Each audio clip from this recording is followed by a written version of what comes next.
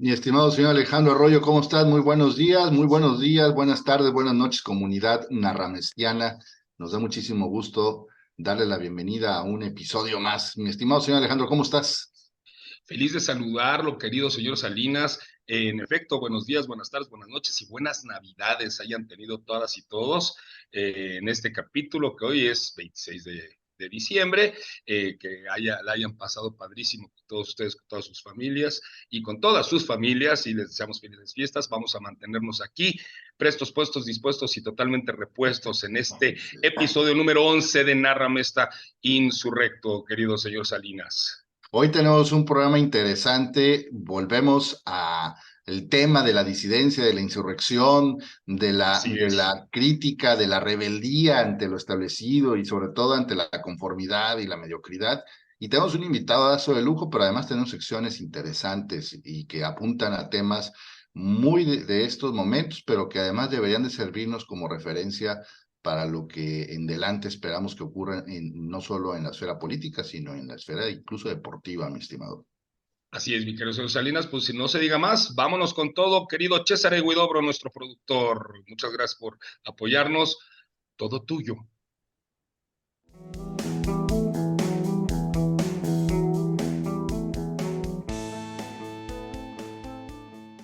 Querido No, señor bueno, Salinas, ¿qué nos trae de la neta del planeta el día de hoy? es algo muy Cuéntenos. sencillo, muy directo al grano. Venga. Recientemente se atentó contra la vida de un periodista, más allá de que Ándele. se trate de un periodista connotado, de un periodista muy conocido.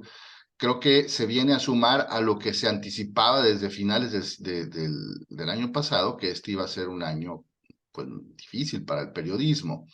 Creo que vale la pena poner un poco el dedo sobre el renglón, sobre los riesgos y lo que significan esos riesgos de ejercer el Sí, periodismo en un país en donde se supone, se presume que hay libertad de expresión, pero al mismo tiempo se persigue e incluso se criminaliza a quienes desde su óptica ejercen un oficio que es incómodo por naturaleza. Desgraciadamente, esto no es un muy buen augurio. Esto en así es. realidad viene a descubrirnos, a revelarnos que estamos enfrentando una situación de inseguridad que está escalada y que además está aparentemente a favor o está sintonizada con la prédica oficialista, porque finalmente Sí. es curioso, pero a los periodistas que se persigue son a los que se ataca desde el poder. Entonces, un abrazo solidario hacia todos los periodistas, no los conocidos nada más, sino todo aquel Claro. persona que se dedique a este oficio, valioso oficio. Nuestro abrazo solidario y nuestra Así es. mejor deseo para que ojalá pronto se restablezca la seguridad y haya condiciones para que puedan realizar su trabajo sin asumir tanto riesgo, mi estimado. Y la neta del planeta es que más allá de si el periodista en turno tiene pues, algún tipo, porque ocurre, pues, llámese de tendencia, o llámese de preferencia, o llámese de línea ideológica propia, lo cierto es que no debiera de ser un factor de riesgo este No, oficio que es indispensable para la sociedad. es correcto. Desafortunadamente la narrativa oficial ha desacreditado por muchos lados este acontecimiento y desafortunadamente el primer violentador de la nación, llámese el licenciado Andrés Manuel López Obrador, es el primero que desafortunadamente mantiene ese grado de polarización. La cuestión es que, pues sí, toda su feligresía, los convencidos del que convence, pues van a seguir su línea, pero demos un paso atrás y pensemos siempre que este oficio, la verdad es que necesita que tenga garantías de seguridad, señor Salinas, Correcto. no hay de otra. Pues triste, pero pues hay que seguirlo denunciando, seguirlo planteando, seguirlo diciendo. El periodismo debe tener todas las garantías de que ejerza su actividad en la mayor de las seguridades, creo, señor Salinas. Pues vámonos a la siguiente sección. Vamos a la siguiente Héroe, sección. Héroes y villanos. Venga, venga, Cesare.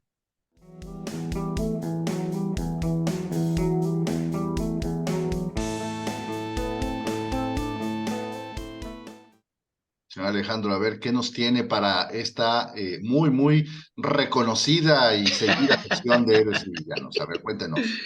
Pues mire, al calor de lo que ha sido de la reciente Copa del Mundo, que hemos venido diciendo en este espacio que somos futboleros, nos encanta el fútbol. Y lo dijimos en el episodio pasado con Jesús Torresillas, que ya tenemos campeón del mundo, es Argentina. No nos vamos a meter en el detalle, aquí vamos a poner sobre la mesa un un asunto y un aspecto que llamó mucho la atención y causó mucha polémica, y que fue nada más y nada menos en la persona del portero de la selección argentina, el Dibu Martínez, que pues hizo un gesto ahí medio peculiar cuando le entregan el reconocimiento, el guante de oro al mejor portero de la Copa del Mundo. Se la coloca en sálvase a la parte, como si fueran los genitales, y después en la celebración ahí en Buenos Aires traía un muñequito con la cara de Mbappé llorando. En fin, dio la nota porque hay una tendencia que dice que el deportista debiera de ser o debe ser un ejemplo social, de educación, porque lo ven niños, es decir, se vuelve referente. Eso es por un lado, que no está alejado de razón, pero por el otro también, y eso se lo quiero poner sobre la mesa, querido señor Salinas, Argentina al final del día lo que pasó, pues, se vieron humanos y demasiado humanos, es decir, con todas las perfecciones e imperfecciones que todo persona y grupo social tiene, ¿no? Es decir, no hay nada perfecto al final del día. Siempre va a haber un negro en el arroz. Aquí el negro en el arroz fue el Dibu Martínez. Yo no sé si le da ese toque de humano. Sí, no, nada, nada. Yo diría más bien reprobable desde cierta perspectiva, pero pues le da ese matiz y ese toque humano a lo que son las cosas. Entonces, yo lo que diría, salvo su mejor opinión, es que, pues no sé si héroe o villano, héroe en el sentido de que aportó de una manera notable demasiado para el triunfo de la selección argentina como ganador de la Copa del Mundo, pero también habría que revisar cierto tipo de comportamientos que no estoy muy seguro si debiéramos de ser tan ortodoxos para reprobarlos per se, pero sí fijarnos en que al final del día el deportista es un referente, señor Salinas. Fíjese quedado con la clave del tema. No hay puros, no hay blancos y negros, siempre hay una gran gama de matices, de grises. Y creo que este es el mejor ejemplo, ¿no? Argentina jugó, ganó, comprobó que en la cancha es un equipo campeonable, pero el comportamiento del Tibo, y en mi opinión creo que de otros jugadores que se vieron un poco También. altaneros, que se vieron un poco pedantes, viene a confirmar que a veces un ladrillo puede ocasionar, estar arriba de un ladrillo puede ocasionar que te sientes el dueño del mundo. Yo no estoy minimizando la victoria, es una victoria que va Claro, a quedar para la posteridad y para Messi y para totalmente, todos. por Pero no se supuesto. olvide que es un espectáculo que además estuvo antecedido y que sigue siendo objeto de críticas por todas las irregularidades que antecedieron al Mundial de Qatar y de Ujú. todas las sospechas de acuerdos bajo la mesa que se están dando no solo a nivel mundial, sino a nivel de FIFA clubs, o sea, a nivel Sí, países, a exacto. nivel ligas. Creo que vale la pena también poner un poco de distancia entre lo que uno ve y lo que realmente es, y ser críticos y decir, oigan, habría que ser un poco más juiciosos al momento de apreciarlo. Ojalá fuera exclusivamente deporte, arte, pericia, Exacto. habilidad. En mi opinión, creo que no es así y creo que hay que rascarle por ese lado. Me parece menos cuestionable al Tibo, aunque por supuesto es despreciable el modo en que se comportó y la manera en que Sí, se no estuvo el bien, la rival, verdad. pero toda esa mafia que hay detrás de la FIFA y todo ese andamiaje de arreglos pues de acuerdos que están dándose bajo la mesa vienen a desacreditar el enorme esfuerzo y la enorme valía de gente de mucho talento. Estamos frente a seguramente uno de los mejores futbolistas que va a haber en la historia de la humanidad y lo Sin tuvimos hace duda. unas semanas jugando Que en... que ese es el equilibrio, señor Salinas. Con todo, y desde luego esto que usted muy bien apunta, y desde luego no habría que hacer de lado esta situación del jugador iraní que fue condenado a muerte y que dará motivo para hablar posteriormente sobre el tema, si el deporte es o no político. Hay quien dice, no, no se debe de meter, Así pero dado es. su impacto sociocultural, dado su Yes. impacto y penetración en las sociedades, creo yo que no está de más que genere una postura. Pues bueno, la verdad es que el equilibrio lo vino a dar este extraordinario jugador que más allá de Sí, si de esa discusión de si es el mejor o no de la historia, nos ha dado una época dorada en este sí, deporte. eso es Entonces, correcto. pues bueno, echemos ojo y no dejemos de lado este lado crítico que usted muy bien apunta. Y precisamente pensando en el deporte y en todo lo que contiene, tenemos un invitadazo, querido señor Salinas, ¿sí? Él es Joel Mancinas, y practica un deporte y desde una perspectiva muy peculiar. Ya platicaremos ahorita con él, porque todo lo que hacia donde apunta es precisamente el ejercicio y de una actividad como un motivo, un detonante de emancipación y libertad individual. A ver qué le parece. Ah, Vámonos al magnífico, costo. vamos, vamos. Adelante, adelante, Chazaré.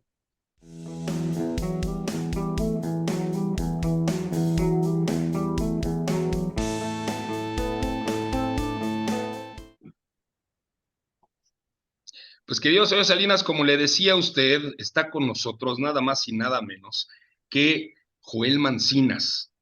Joel Mancinas trae una trayectoria extraordinaria en muchos ámbitos, desde la parte corporativa, la parte profesional, pero él se dedica a una actividad, querido señor Salinas, pues que muy pocos hacen, ¿sí? Y que muy pocos le entran y que hay que tener un talante muy particular. Señor Salinas, salude a don Joel Mancinas. Joel, bienvenidísimo a tu programa, a tu espacio. Nos da muchísimo gusto recibirte. Creo que, salvo que me corrija el señor Alejandro o el productor César, eres el primero con el perfil de deportista, pero no de cualquier tipo de deportista, sino de un Exacto. deportista que salta los estándares y que busca trascender, digamos, los corredores típicos, convencionales del desempeño y el rendimiento, que ya nos platicarás de qué se trata. Bienvenido, este es tu programa bueno, eso es una conversación entre cuates, la intención es que te sientas Así es. cómodo, no te estamos interrogando, este no es un juzgado, no estás en la fila de los acusados, es en realidad una conversación entre cuates. Bienvenido, mi estimado. Gracias, buenos días, Julio, buenos días, Alejandro, César, también ahí en la producción. Pues antes que nada, gracias por la invitación, muy honrado de participar en su programa. He tenido muy buenas críticas constructivas acerca de su programa y de lo que Gracias. ustedes hacen en este espacio. Y me atreví a ver algunos capítulos y la verdad es impresionante e interesante la forma en cómo abordan estos temas variadísimos. Y pues bueno, ahora que me ofrecen y me otorgan la oportunidad de platicar un poquito de esto que hago, pues les agradezco. Me voy a disculpar de antemano, soy alérgico a las madrugadas, entonces despertar a esta hora me genera una alergia muy fuerte. No, te digo algo, haces bien, porque fíjate que contrariamente a lo que muchos apuntan, ¿a poco no, señor Salinas? Ese famoso club de las 5 de la mañana que dicen, si te levantas a las 5, eres más chingón que todo el mundo. Cuernos, aquí la cuestión es, el horario lo pones tú, de las actividades y tu meta y tus detones te los pones tú, y bueno, en ese sentido, Joel, queremos abrir la conversación, la charla. ¿Qué Fíjate, te, qué? Dime, aprovechando. cuéntame, No, sí. ahorita te iba a comentar algo al respecto. Yo mi rutina de entrenamiento, por cierto, era, si yo no salía de mi casa o de donde era a entrenar antes de las 7 de la mañana, Ok. ya no salía, ya decía yo, ya eché a perder la mañana, ya no. Por mis actividades recientes, el tipo de trabajo que tengo, donde a veces me desocupo a las 2, 3 de la mañana, estoy, de hecho, ahorita aquí en mi trabajo tengo un laboratorio de fotografía donde mis clientes pues son los Ah, fotógrafos que están qué trabajando padre. en sus eventos, terminan sus eventos a las 11 de la noche, entonces ya se me hace tarde. Entonces, imagínate, me dormía a las 3 de la mañana, me tenía que levantar a las 5 o a las 6 a entrenar con No, 2 horas de sueño, no. Me costó trabajo entender que mi rutina cambió, entonces ahora ya empiezo a veces a entrenar a las 10 de la mañana, a las 11 de la mañana, a veces en la noche. Entonces, eso que dices del club de las 5 de la mañana es falso. Para los que se lo creyeron, no ¿verdad? es cierto. Exacto, no existe. Hijo, él hace ciclismo. A ver, cuéntanos antes de Qué otra bueno. cosa. ¿Qué te lleva personalmente en lo particular? ¿Qué historia? ¿Qué momento? ¿Qué anécdota? ¿Cuál fue el detonante que en tu vida te llevó de un momento en el que estabas en determinada situación a decir, voy a hacer ciclismo y lo voy a hacer de esta manera? Cuéntanos. Bueno, fíjate que yo tengo haciendo esto del ciclismo hace ya, yo creo que unos 20 años. Ok. En algún momento de mi vida llegué a pesar los 100 kilos de Ah, peso caray. y ya empecé a tener algunos problemas de salud. Pero la detonante fue una vez que llegué a casa, subí las escaleras a mi habitación, las escaleras, dos pisos, piso mejor dicho, y cuando llego a la entrada de la habitación, llegué como si hubiera corrido la maratón de Nueva York. Y dije, no Ok. puede ser, o sea, estoy no subí nada. Entonces dije, algo anda mal. Me hice el Ajá. propósito, me compré una bicicleta para poder empezar a ejercitarme y la compré y duró un año estacionada en donde la compré, ahí en la casa. No la usé. Ajá. Hasta un año después que vi lo que me acordé, lo que me costó la bicicleta. Por eso cuando alguien me pide, oye, Joel, ¿qué bicicleta me recomiendas comprarme? Le dije, la más cara. Sí, para que lo uses de inmediato. Exacto, que te duela, porque si te compras la que, no, me voy a comprar una de 1,000 pesos para dejarla ahí, que acabo que si no la uso no pierdo nada. No, cómprate la que te cueste realmente, porque un día de eso la vas a ver, dice, y tengo parados ahí X cantidad de miles de pesos y te vas a animar a moverla.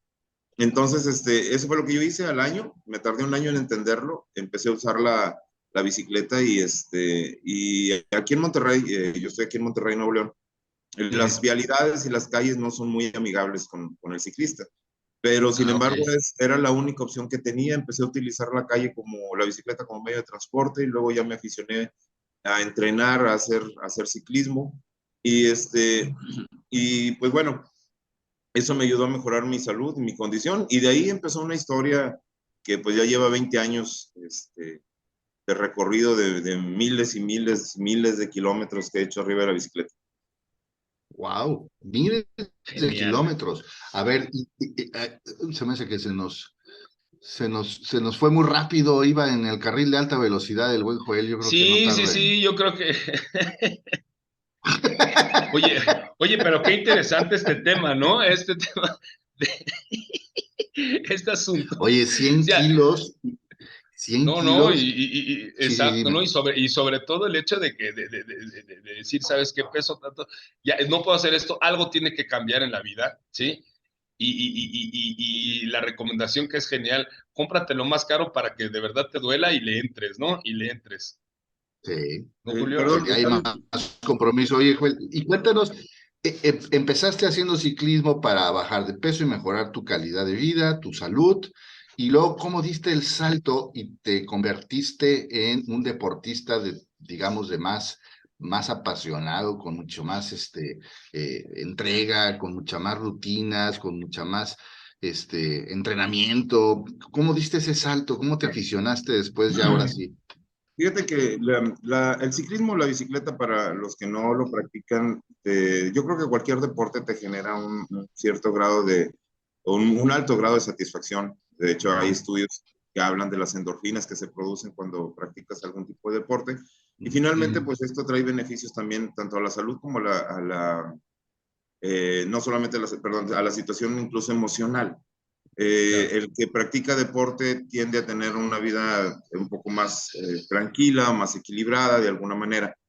Entonces, una cosa fue llevando a la otra. Yo lo hice por una cuestión de salud, luego resultaba que cuando, pues siempre los que trabajamos en algún medio empresarial, estamos sometidos a un montón de presiones y estrés.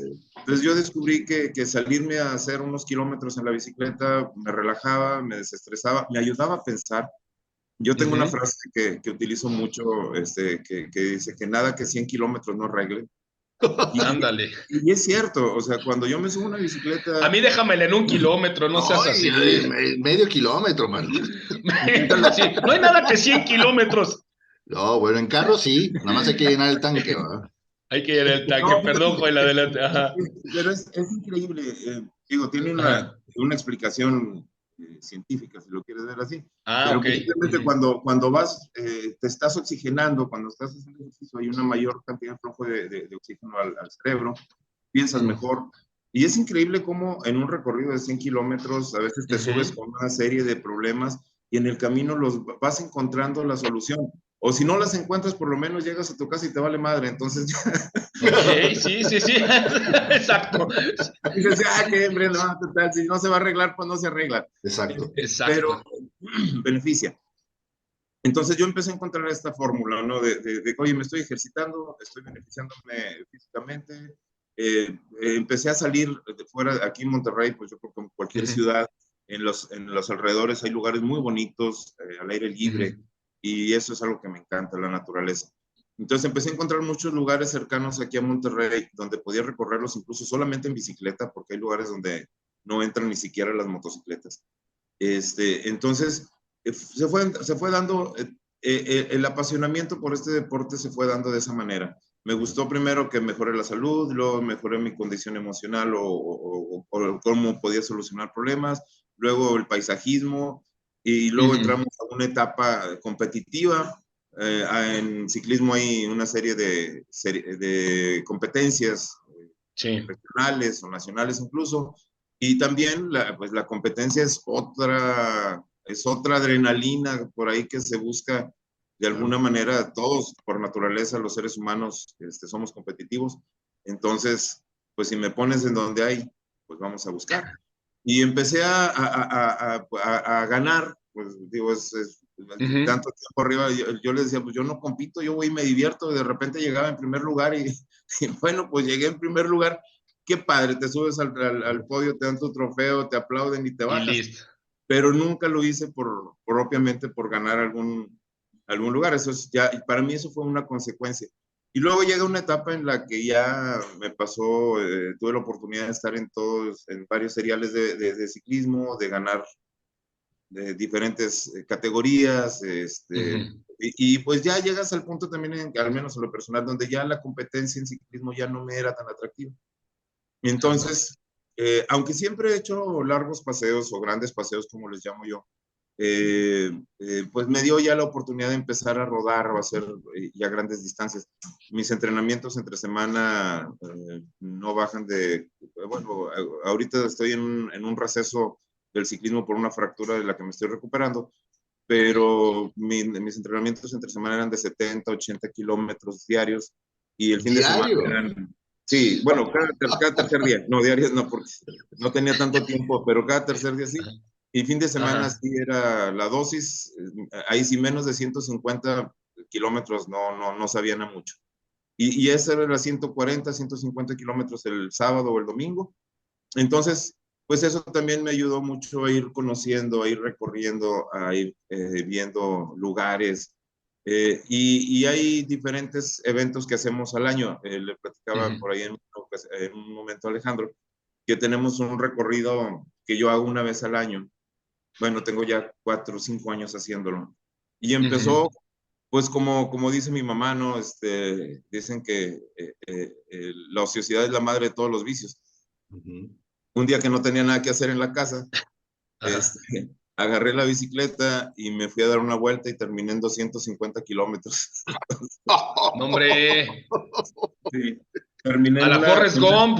Sí, ¿Qué hago? Pues me pongo a darle, cabrón. No, de hombre, costa a pero costa del país, súper caramba. super productivo, ¿no? Sí.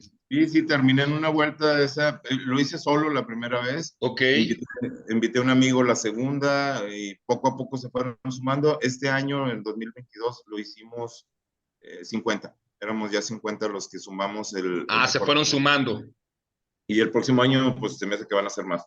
¿Y de Eh, dónde a dónde comprenden esos 250 kilómetros? bueno, si conoces un poquito la geografía de Nuevo León o de Monterrey particularmente, saliendo de aquí del centro de Monterrey, nos dirigimos hacia el pueblo de Santiago, que es un pueblo Sí. mágico que está Ok. hacia el sur de la República.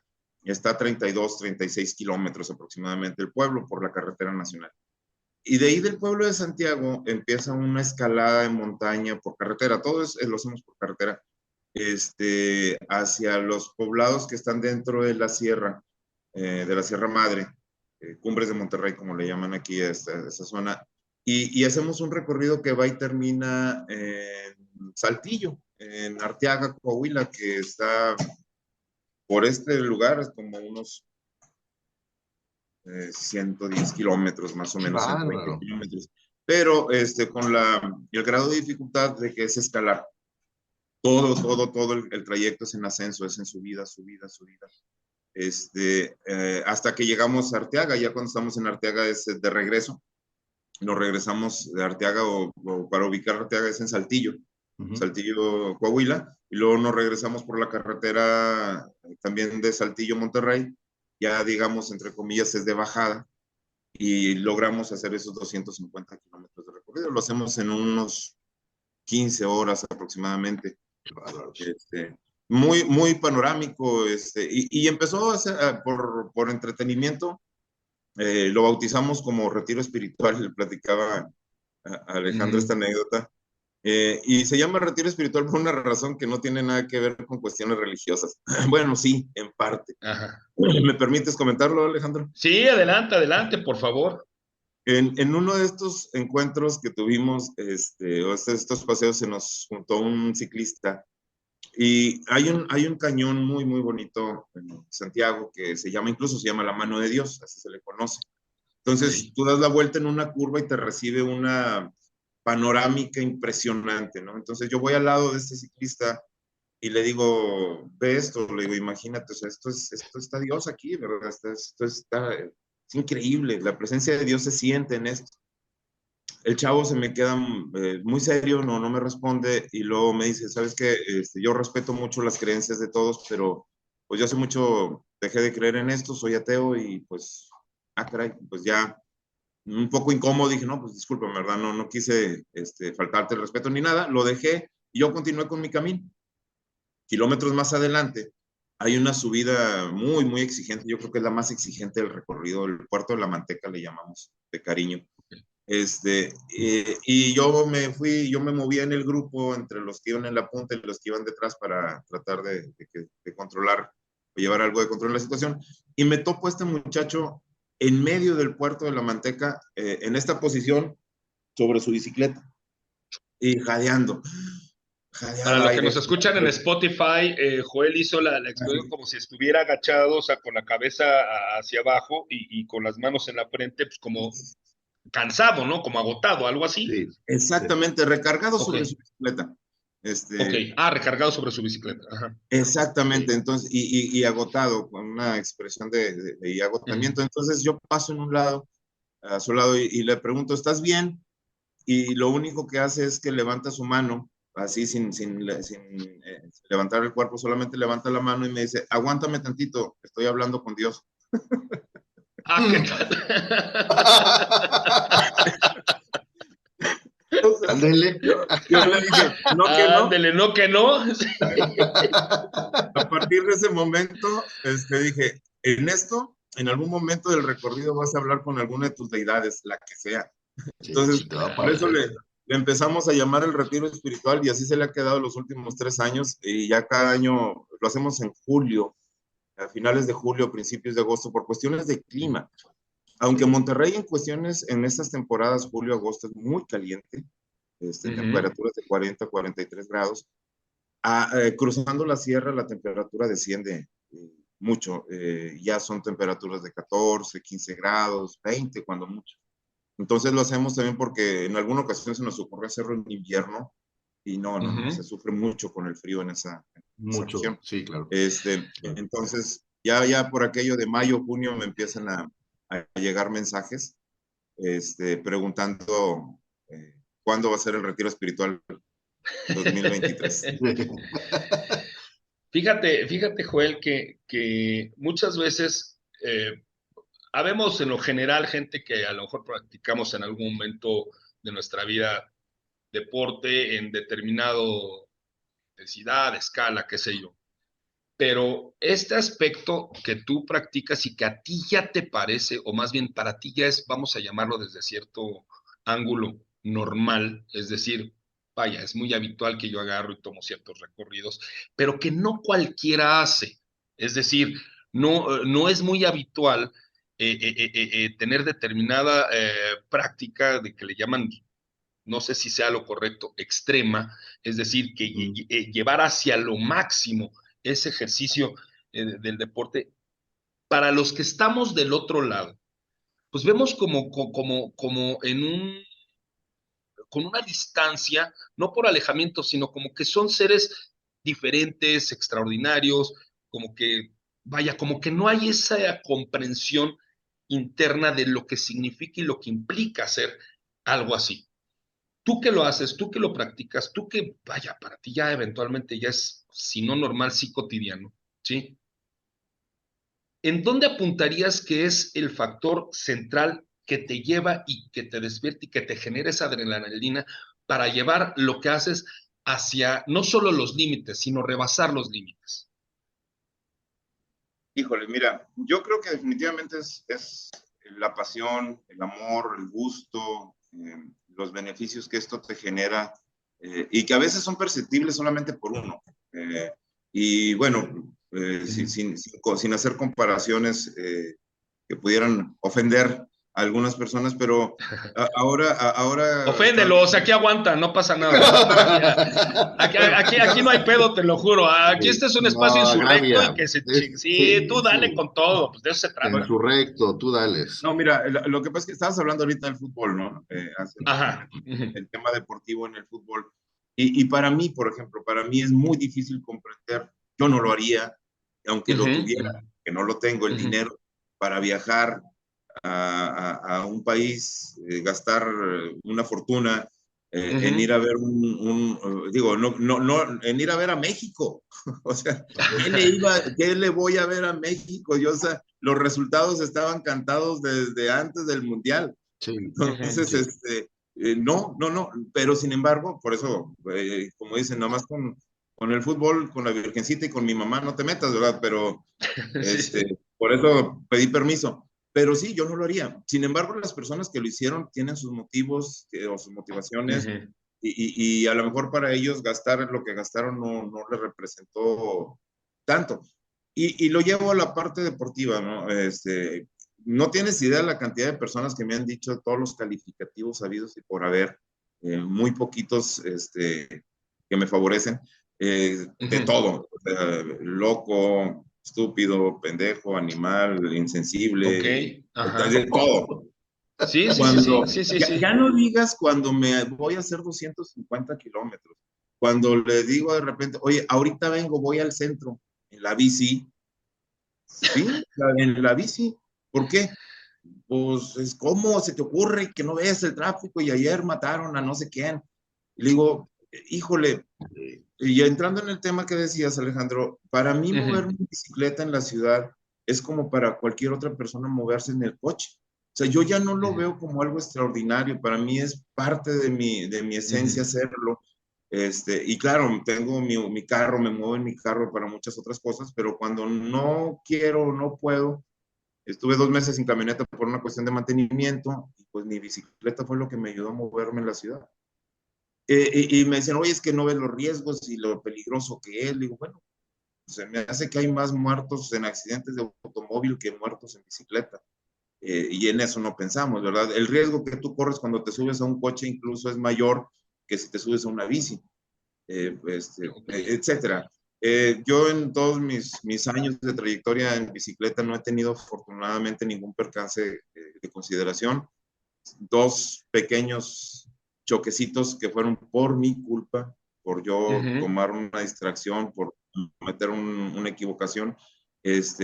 Entonces, desde mi experiencia, pues los que estamos en esto, los que nos lleva a hacer este tipo de cosas es porque nos gusta, porque lo amamos, porque se ha convertido a lo mejor en nuestro modo de vida, donde ya lo tenemos tan asimilado que ya no le vemos lo extraordinario. Pero bueno, finalmente, cuando alguien descubre el ciclismo, como por ejemplo sucedió ahora en pandemia, que hubo un boom, toda la Claro. gente que mandaron al home office, pues empezó a buscar qué hacer.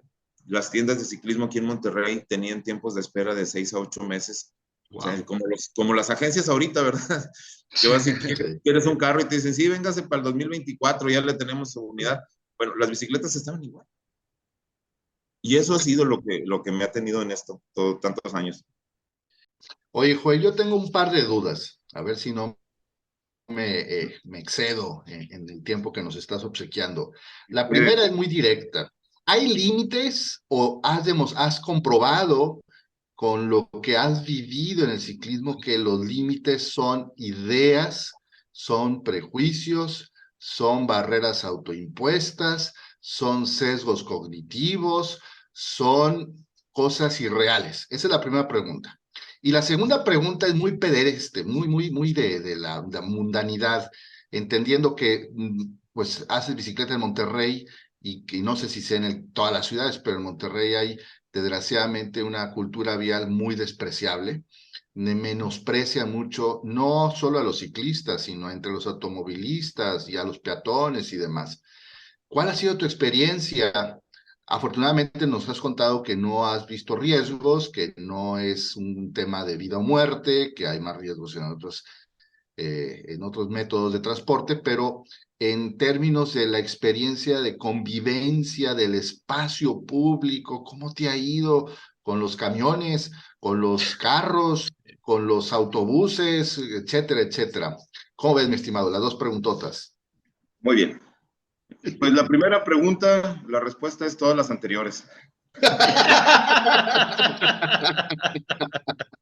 Muy bien. Sí, definitivamente sí hay límites. Y yo creo que los límites más evidentes son los físicos. Mencionabas algo y yo platicaba en algún momento, pues con ustedes la conocen a Gina, que gracias a Gina pude hacer este contacto con ustedes. Un saludo a Gina. Voy a tratar de resumir un poquito mi forma de ver. Venga. Voy a hablar de un tema que es delicado porque, y no por el tema en sí, sino porque las personas a veces el tema de la discapacidad, que si es discapacidad, capacidad diferente, incapacidad o lo que sea. La palabra siempre me resulta complicada mencionarla en un foro porque hay muchas opiniones. Pero digamos que hay una población que estamos dentro de la media, de lo normal. De aquí a aquí, pues estamos la mayoría. Pero también hay unas personas que están, si lo vemos hacia abajo y hacia arriba, por tener una referencia, hay quienes están hacia abajo y la mayor parte de nuestro enfoque, incluso nuestra infraestructura, está orientada hacia esas personas que tienen capacidades diferentes disminuidas, por llamarle de alguna manera, o que no cuentan con el total de esas capacidades. Todo el aparato está hacia allá, pero también tenemos una parte de discapacidad hacia arriba. ¿Qué pasa con aquellas personas que tienen inteligencias, creatividad e incluso capacidades físicas sobresalientes? No las tenemos en el radar, no podemos, muy buen punto. No sabemos qué hacer con ellas. Son los niños que tienen problemas en la escuela, son los que ahora les llamamos hiperactivos, que tienen TDAH y que no, o sea, los calificamos de una manera diferente. Pero sin embargo también es una discapacidad, tienen una capacidad superior. Hablando, quise hacer este preámbulo porque tal vez sabemos o hay personas que físicamente, y hablemos de deportistas destacados, Usain Bolt, claro. muchacho que no, se me olvida el nombre del nadador de todos los medallas habidas y por haber en las Olimpiadas. O sea, sí, definitivamente hay un factor de disciplina, de entrenamiento, de constancia, de técnica. Michael Phelps. Michael Phelps. Sí, pero también estamos hablando de que tal vez tienen un cuerpo diferente al nuestro, capacidades físicas diferentes. Yo tengo un amigo muy apreciado, que ojalá un día pudieran hablar con él, Mario Bambam, así le decimos. Este joven, este muchacho ha ganado ultramaratones internacionales y termina su ultramaratón y puede continuar como si nada. O sea, le digo, oye, tú estás hecho de otra materia, o sea, el cuerpo, su capacidad física es totalmente extraordinaria. Entonces, puede ser que hayamos personas que tengamos eso. No tenemos los mismos límites físicos que los demás. Sin embargo, creo yo que es la cuestión física creo yo que es el único límite que nos puede llevar. Yo te digo, estoy saliendo de una fractura, no he podido retomar mi rutina ordinaria de ciclismo porque estoy en ese proceso de reparación. Aunque después de la fractura me dijeron, 3 meses después de que me fracturé, me dijeron, ya puedes hacer tu vida normal, y al día siguiente me subí a un cerro Es- Eso es lo normal. y sí, pues dije, Ya, pues es lo ya normal. estuviera normal. Sí, claro. No es broma, me subí al cerro me regresé con un dolor con el doctor y me mandó a descansar otros 2 meses. Pues sí. Entonces, sí, lo único que te digo es un buen amigo, lo único que te dijo es que se agarró la cara y me dijo, ¿estás bien? El concepto de normal no aplica en Joel como en otros. Exacto, ¿verdad? Dijo, exacto. Entonces, ya puedes hacer tu vida normal, el día siguiente me subo a un cerro. Entonces, entonces te digo, pero en cuestiones de los demás, no. O sea, yo soy muy convencido de que nosotros fabricamos nuestros propios miedos, nosotros fabricamos nuestros propios monstruos, nosotros fabricamos nuestras propias limitaciones. Y no la creemos, que eso es lo más difícil, o es lo más entendible, ¿no? Oye, yo le he dicho a gente, vamos a hacer 100 kilómetros. ¿Qué tienes? 100 kilómetros yo. Mira, perdón, lo acaba de ustedes al abrir el programa. Yo no más uno, yo no más 50. ¿Por qué? Porque esa es nuestra claro. forma en que estamos hechos, estamos acostumbrados. Correcto. No creemos que podamos hacerlo 100. Sin embargo, cuando te subes a una bicicleta y dices, oye, no hice 1, hice 5, pues ya rebasaste tu límite. A ver, ¿y si hago 10 y lo rebasas? ¿Y si hago 20 y lo rebasas? No digo que sea fácil, cada vez te cuesta más, pero a la siguiente te cuesta menos. Y para hacer 200 te costó mucho, pero la segunda ya te costó menos. Y no hay límites, siempre el límite es lo que nosotros creemos o lo que nos han hecho creer o nuestros propios miedos, o etcétera. Cuando logras romper esa limitante, te das cuenta que después hay más. Sí, en algún momento alguien me hizo ese reclamo abierto, me dice, es que me dijeron así, tú no te pones límites. Y yo contesté, no, Interesante. no me los pongo porque en algún momento, digo, en este sentido, ¿verdad? Obviamente, no, hay cosas en las que yo prefiero seguir buscando y experimentando, y de repente si te topas con una situación, dices, híjole, por aquí no era, me tengo que regresar, pero Claro. ya aprendí que por ahí no es, y por ahí no regreso, o a lo mejor sí, pero no me voy a acordar. Entonces sí es una cuestión, creo yo, de más de acá arriba que de la parte física. Bien. Respondiendo, espero haber podido respondido la pregunta, Julio. Genera un par de cosas más, pero que quisiera yo apuntar contigo, pero la segunda que traía mi querido Julio era sobre el tema de tu experiencia en la La parte movilidad. urbana, en la movilidad. Desde que yo empecé a andar en la bici, Julio, aquí en Monterrey, y estoy hablando de hace ya 20 años, perdón, tuve la insensatez de acercarme con las autoridades de Monterrey a pedir infraestructura para el ciclismo. Bien. Y tuve la insensatez porque las veces que me acerqué fueron las mismas que me dieron una patada en la cola y me mandaron a hacer otras cosas, ¿no? Lamentablemente, Monterrey, sí. las autoridades en Monterrey no tienen una idea de lo que es la necesidad de infraestructura para la movilidad. Y la misma cultura del regiomontano la justifica, ¿eh? El regiomontano dice que Monterrey no es una ciudad para bicicletas, primero porque el clima. Oye, es que aquí, y en parte pueden tener razón, el clima aquí en verano es arriba de los 35 grados, incluso en la noche, a las 9, 10 de la noche todavía estamos a 38, 36 grados. Entonces, trasladarte de un punto a otro en bicicleta, llegas empapado. Las empresas no tienen infraestructura para que tú llegues, te des un regaderazo y te vayas a trabajar. Entonces, es incómodo por muchas razones. Afortunadamente llueve poco en Monterrey, pero cuando llueve es intransitable. O sea, no hay manera de que te andes en bicicleta, al menos de forma segura. Entonces, las autoridades no han entendido, algunos municipios como San Nicolás hicieron una infraestructura ciclista muy incipiente, poca gente la pudo aprovechar, terminaron, ahora que cambiaron de administración, terminaron quitándola, ya hace unos meses que quitaron la infraestructura. Entonces, los que nos seguimos moviendo en bicicleta en la ciudad, nos seguimos moviendo a nuestro juicio y a nuestro riesgo. Claro.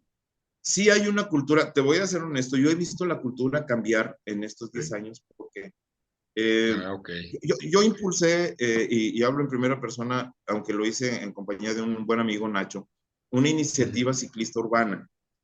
Hace 10 años, Ok. cuando el huracán Alex arrasó con la infraestructura aquí en Monterrey, había una ciclovía que usábamos mucha gente para entrenar. El huracán se la lleva, nos deja sin infraestructura y pues yo empecé a buscar alternativas. Yo tenía que seguir entrenando. Digo, Ujú. es un vicio. Sí, claro. Y terminé haciendo un recorrido callejero que le llamamos Dangerous Tour, por algunas razones que a lo mejor ahorita, El Dangerous Tour. salvo que Alejandro me diga que lo comente, pero Sí. Sí, adelante, tú, el es tu Dangerous espacio, Tour. El venga. Dangerous Tour empezó con 2 personas. Bueno, mira, te platico, el Dangerous Tour terminó porque ese día que otra vez no tenía nada que hacer, me salgo a la calle, hago un recorrido en bicicleta por las principales avenidas Ujú. y le hablo a mi amigo, a Nacho, le digo, oye Nacho, fíjate que ya encontré un lugar bien padre para entrenar por esta calle, y te vas por acá y subes y bajas y se cae en serio mi compadre y me dice, compadre, ¿ya viste el periódico en la página principal? Digo, no, digo, chécalo y me hablas.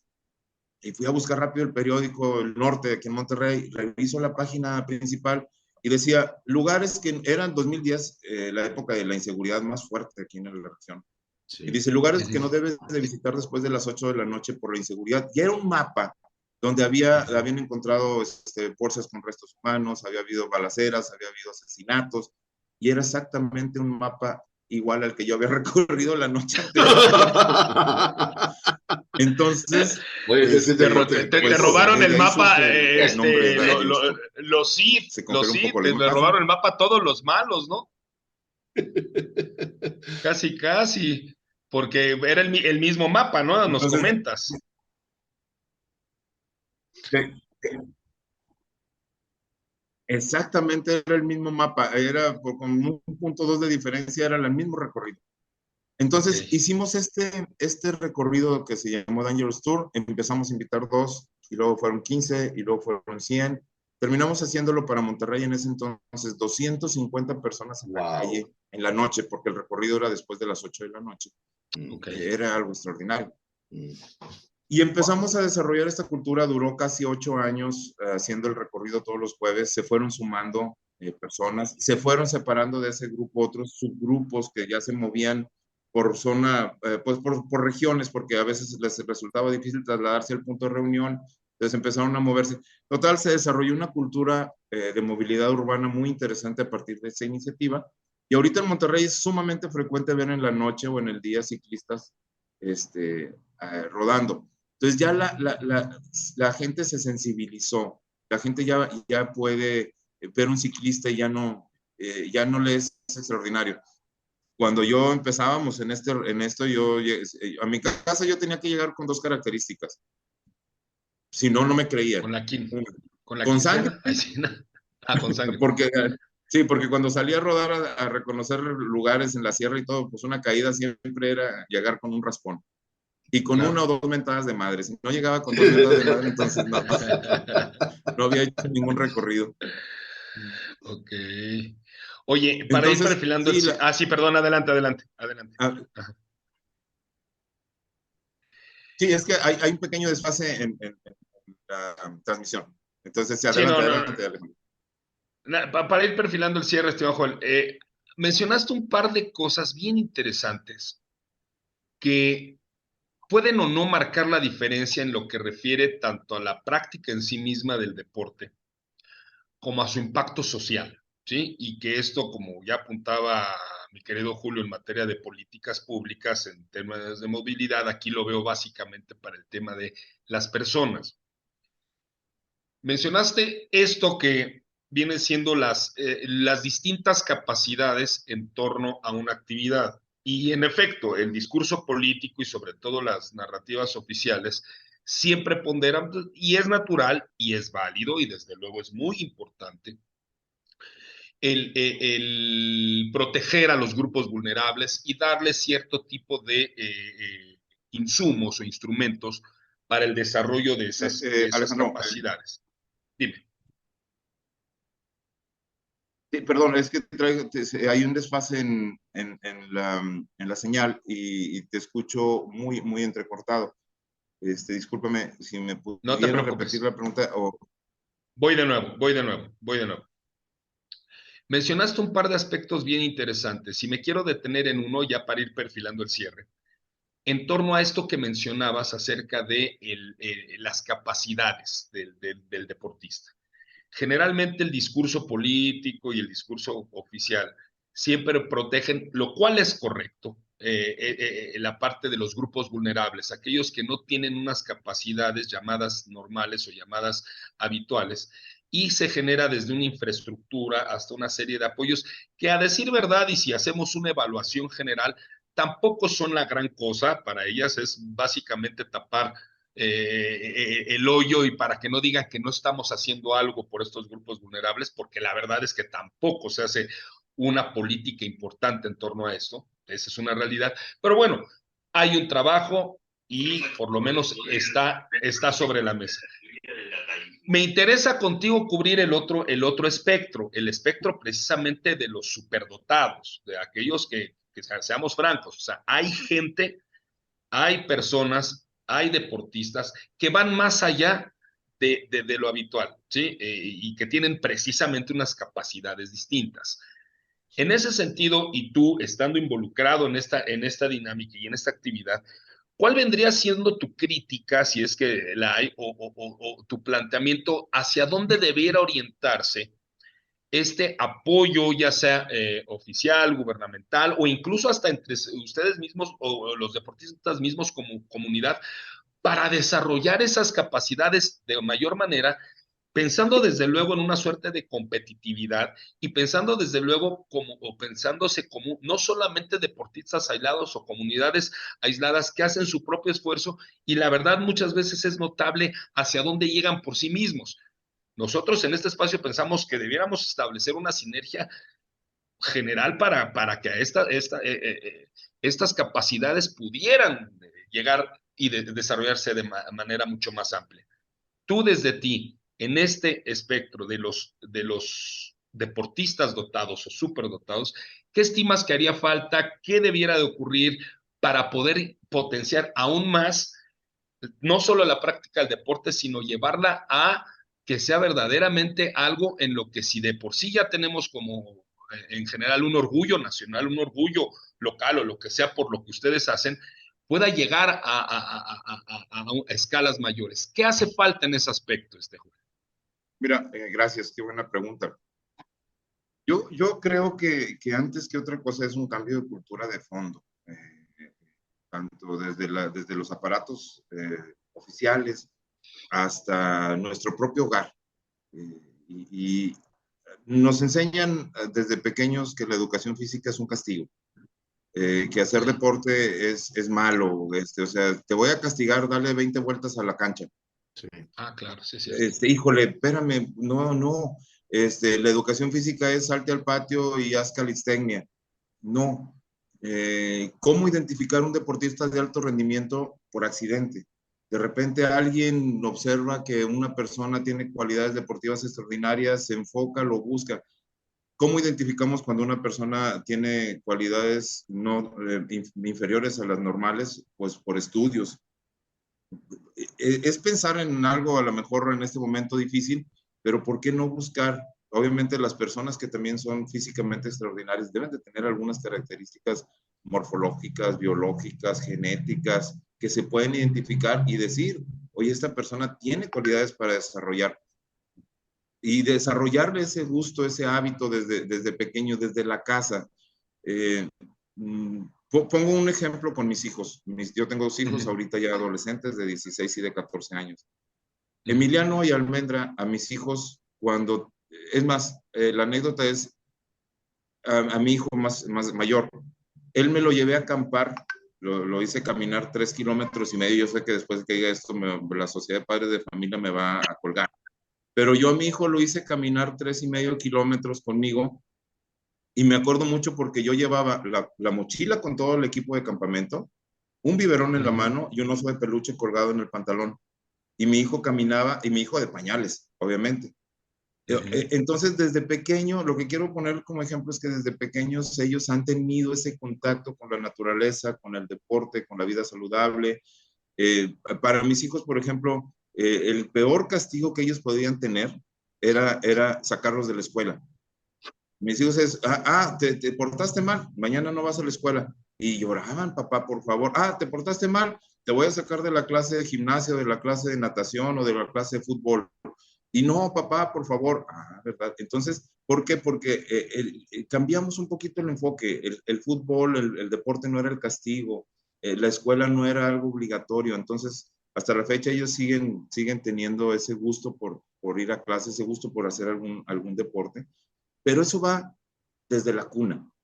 Y si empezamos a cambiar eso, algún día uno de esos niños que cambiamos su forma de pensar va a llegar a ser el presidente de la República o el encargado de deportes nacionales o algo, y va a cambiar la cultura.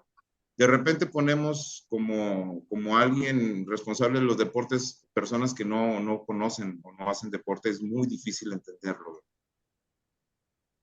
No sé si respondo a tu pregunta. Sí, sí, sí, sí, no, adelante. Sí, no, y la verdad es que, vaya, apunta hacia allá y que lamentablemente muchas veces ocurre que es un tema de voluntad. Teníamos, por ejemplo, y lo digo en general porque bueno, pues en algún momento muchos de los que, independientemente de la edad, hicimos o mantenemos deporte de manera seria, ya más allá de lo habitual, seguimos practicando algún deporte, teníamos la esperanza de que alguien como Ana Gabriela Guevara, campeona del mundo, ¿sí? Medallista olímpica, que entiende perfectamente lo que son los procesos del deporte, que entiende perfectamente las implicaciones, pudiera generar una suerte de un cambio en la mentalidad y en la estructura del deporte nacional. Yo sé que hay preferencias, muchas veces, bueno, pues hay a quien le gusta más el fútbol que el básquetbol, hay quien le gusta más el atletismo que el ciclismo, da igual, o sea, pero justo va por ahí, o sea, la idea era colocar, y siempre se ha tenido esa idea de colocar gente que entienda o de alguna manera comprenda los procesos deportivos para darle un impulso. Y honestamente, ¿qué tenemos? Tenemos todo menos un desarrollo deportivo, ¿sí? A nivel nacional, y al revés, tenemos nada más porque ahorita los medios lo han tapado, pero es notable, ¿sí? Los referentes que hay en torno a la corrupción de Ana Gabriela Guevara en la Comisión Nacional del Deporte. Entonces, es lamentable por donde se le vea, pero sí me parece que apuntas, en lo personal pienso en la dirección correcta. Es decir, es de nuevo la necesidad de, como en todos los sectores y en muchos terrenos, un cambio de chip en ese sentido, ¿o no, señor Salinas? Totalmente de acuerdo. Yo rescato muchísimas cosas de lo que nos ha compartido este invitadazo de lujo, ciclista extremo, arriesgavidas, etcétera, etcétera. No, fue un honor tenerte con nosotros, la verdad. Apreciamos mucho que hayas aceptado la invitación de antemano. Queremos reiterarte nuestra mejor disposición para seguir recibiéndote. Creo que hay tema de sobra para seguir platicando aquí. Totalmente. Independientemente del ejercicio propiamente del ciclismo y de tu experiencia y de las rutas que has abierto, de los atajos que has descubierto para innovar y para crear nuevas rutinas y abrirle espacio a la gente que como tú encuentra en este deporte, en este ejercicio, no solo esparcimiento, sino motivo de salud e incluso de crecimiento personal, porque finalmente bien lo Totalmente. dijiste, uno crece, mejora, se enriquece su experiencia de vida y es incluso hasta más o mejor funcional, como quiera vérsele. Creo que también da para hablar sobre lo que en tu opinión y bajo tu experiencia pudiera trasladarse a otros ámbitos. Creo que el pensar en que sí es posible abrir brecha y sí es posible derrumbar mitos y sí es posible cambiar rutinas y sí es posible llegar a metas que parecen imposibles, deberíamos de empezar a apropiárnoslo en otros ámbitos, en el de profesional, en el de educativo, en el de la seguridad, el de la familiar. Oye, es que a veces las propias familias entran en el ciclo de creer que ya no se pueden mejorar algunas cosas o condiciones, y sí se pueden.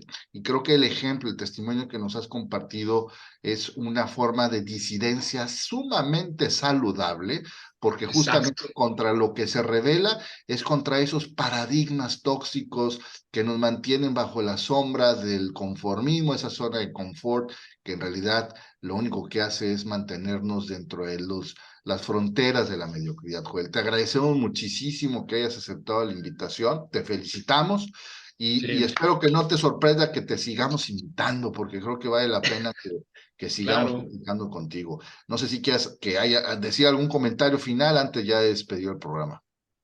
No, no, muchísimas gracias. Al contrario, un gusto y un honor haber platicado con ustedes. Muy agradable charla. Les agradezco que me escuchen y que valoren mi punto de vista, porque sí, es cierto mucho de lo que mencionas, o todo lo que mencionas, Julio, perdóname. Me ha costado un poco de trabajo pensar diferente, no nací así. Pero bueno, tengo 53 años, entonces ya cuando recorres este camino, ya la experiencia te va dando un poquito de oportunidades, claro, de replantear las cosas. Y lo que he aprendido es de que siempre es hacia adelante, o sea, se puede hacer algo hacia adelante, mirar hacia atrás, pues es nada más para agarrar experiencia, porque ni para agarrar vuelos, nada más agarra la experiencia y le sigues. Entonces, pues les agradezco mucho la invitación, encantado de poder seguir participando en lo que ustedes me propongan. Hay muchos temas, después hablaremos del tema de la montaña, que es otro de mis apasionamientos, y de la cultura tan sucia de la gente que la visita. Pero bueno, ya es otra cosa que hablaremos después. Vamos a hacer esto si les parece bien. Te proponemos una segunda conversación, como lo hemos hecho en Narrame este Insurrecto con alguna y buena parte de nuestros invitados. Nosotros vamos a cerrar hasta el episodio 13. Este es el episodio 11. Tendremos, si tú nos lo permites, nos coordinamos un episodio 12 contigo, estimado Joel, para que nos platiques de toda esta cuestión del impacto social, de incluso de la práctica deportiva. Y ya cerraremos, querido señor Salinas, esta temporada. Pues somos insurrectos. El número 13 dicen que es de mala suerte. Yo digo que el número 13, si me miras, me crece. Entonces, yo creo que se vale cambiar la dinámica. Mientras tanto, yo te pediría, Joel, nos coordinemos para vernos próximamente y platicar sobre esto. Señor Salinas, pues este es el último programa del 2022, vamos a trascender hacia el 2023 para cerrar temporada. Vamos a desearle feliz año a nuestros narramistas, ¿cómo ve? Pues que tengan un muy feliz año, hagan un examen de lo que se hizo en el 2022, sean críticos, pero en lo que haya habido de mérito, felicítense, reconózcanselo. Claro. Y sobre todo proyecten lo mejor de lo mejor, porque es la mejor manera de trascender. Proyecten lo mejor de ustedes mismos y de sus personas queridas, de sus amistades para el próximo 2023, que se concreten todos sus deseos y anhelos y sea un año próspero a pesar de todas las dificultades que sabemos que se van a dar y como siempre se van a seguir dando. Un fuerte abrazo de parte de quienes formamos parte de Narrame este Insurrecto para todos y esperamos seguir teniéndolos con nosotros, siguiendo estas ediciones y estos programas que esperamos les sigan siendo de utilidad. Así es, gracias señor Salinas, gracias de nueva cuenta querido Joel, nos vemos en el siguiente episodio, muchísimas gracias de verdad, querido César, gracias de nueva cuenta por tu inmenso apoyo, quiero darle un enorme saludo y agradecimiento también a Gina, porque siempre nos está fortaleciendo, acompañando, motivando, la verdad es que su apoyo ha sido invaluable, y a todos y cada uno de los invitados que han estado con nosotros, no solamente en esta temporada 2 de Narrame este Insurrecto, que es el enfoque hacia donde ya perfilaremos y estamos perfilando nuestras baterías, sino también a todos aquellos que estuvieron en la primera temporada con nosotros, ya ahí en nuestros distintos perfiles en redes sociales. Les agradeceremos personalmente, pero deseándoles, como bien dice el señor Salinas, que el siguiente año y en este corte de caja hagamos una buena reflexión, aplaudámonos lo que se pudo, enfoquemos hacia donde se puede, pero sobre todo y no dejar de tener este aspecto esencial que es lo que nos apura en este proyecto, que es ese sentido crítico, ese pensamiento crítico y esa posibilidad de no quedarnos con lo que tenemos, sino tratar de ir más allá, porque la verdad es que los tiempos lo ameritan. Gracias, señor Salinas, gracias, Joel, gracias, querido César. Feliz año. Un abrazo a todos feliz y muy feliz año. Feliz 2023. Nos vemos en el 2023, el primer lunes de 2023. Estaremos con Joel de nueva cuenta. Muchas gracias. Hasta entonces. Gracias, César.